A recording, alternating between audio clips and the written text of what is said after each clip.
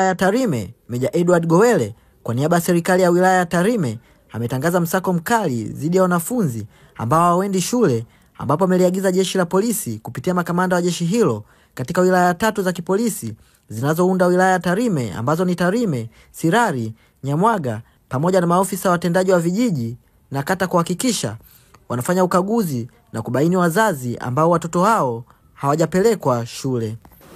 Idadi ni kubwa sana ya watoto ambao hawajaripoti mashuleni.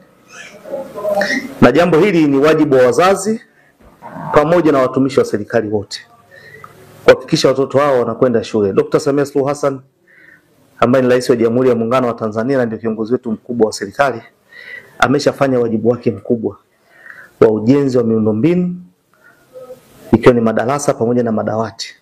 Lakini watoto wengi hawajaripoti shuleni. Sasa natumia muda huu kutoa maelekezo. Kila mzazi ambaye ana mtoto anastahili kwenda shule, hakikisha amekwenda shuleni. Na lazima watambue kwamba jambo hili sio ombi. Ni lazima. Kwa sababu elimu ni bure kuanzia awali mpaka kidato cha 6. Wajibu wao ni kupeleka watoto shuleni. Na nimeshatoa maelekezo kwa ma-OCD wote watatu wa wilaya ya Tarime. OCD Nyamwaga, OCD Sirari, OCD Tarime mji. Kwa watendaji kata wote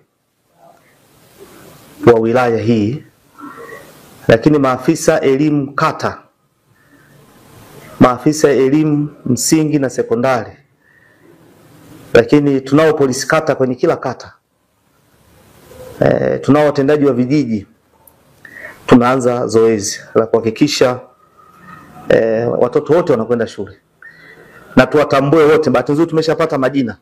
Kwa kila shule, kwa kila kata ni watoto nani na nani hawajakwenda shule. Tutakamata mzazi na watakwenda mahakamani.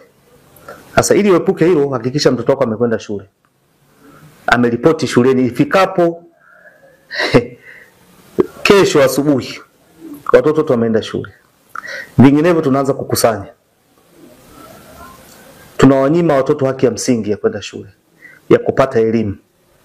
Tunatambua wapo wanafunzi ambao wameozeshwa tayari, wako kwa wanaume ambao watakiwa kwenda kwa shule. Lakini wapo ambao wana mimba. Wapo ambao wako kwenye machimbo, wanatumikishwa kwenye machimbo. Wapo ambao wanafanya biashara maeneo ya stendi, sokoni na mitaani. Lakini wapo ambao wanatumikishwa kama house girl kwenye baadhi ya nyumba. Wapo watoto ambao wametoroshwa, wako nje ya nchi. Maana yake kwenye nchi jirani. Kama mnavyojua hapa tunapakana na nchi ya Kenya. Wapo huko. Wapo ambao wanafanya shughuli mbalimbali, uchungaji na mambo kama hayo kwenye mashamba. Sasa natoa wito kwa wananchi wote wa Tarime. Ifikapo kesho watoto wote wameenda shule, hatutakuwa na huruma katika hilo. Tutakamata na watakwenda mahakamani. Sisi tutakamata mzazi. Kwa hiyo maelekezo yangu kwa watendaji wote niwataja hapo juu, kuwatambua ni mtoto wa nani hayupo shule. Kamata mzazi, peleka mahakamani. Hatutakuwa na huruma katika hilo. Idadi ni kubwa sana ya watoto, hasa kidato cha kwanza hawapo mashuleni. Wale watoto waliofeli form 2 kwenda form 3 wamerudi, wako nyumbani, wengine wameolewa, wote warudi shule kama maelekezo ya serikali yalivyo.